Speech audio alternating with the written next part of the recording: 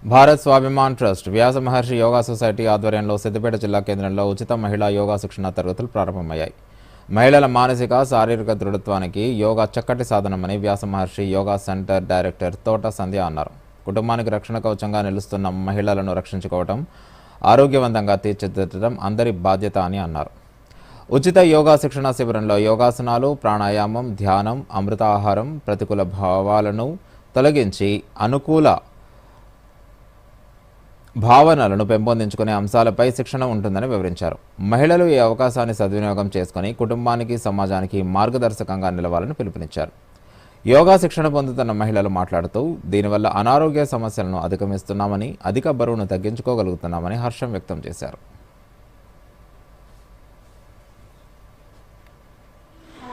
ఈ శిబిరం మహిళలకు సంబంధించి ఉచిత యోగా శిబిరాన్ని కండక్ట్ చేయడం జరుగుతుంది. ఈ శిబిరంలో అందరూ మహిళలు మాత్రమే ఉన్నారు కదా.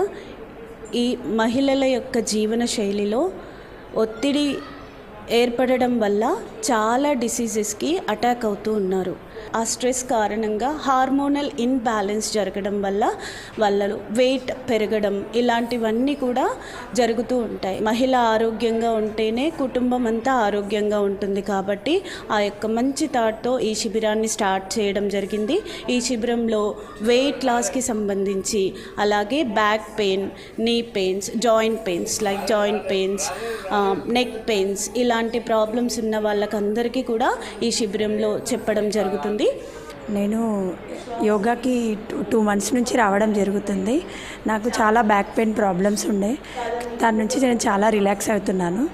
ఇంతకుముందు శ్రీనివాస ధ్యాన మందిరంలో ఉచిత యోగా శిక్షణ పెట్టినప్పుడు నాకు సంధ్యా మేడం అండ్ సతీష్ సార్ వాళ్ళు కన్సల్ట్ అయ్యాను.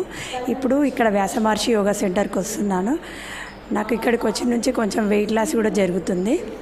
మళ్ళీ ఆరోగ్యం విషయంలో కూడా చాలా బాగుంటుంది. నాతో కాకుండా నా ఫ్రెండ్స్ని కూడా చాలామందికి నేను వ్యాస మహర్షి యోగా సెంటర్ గురించి చెప్తూ ఉన్నాను.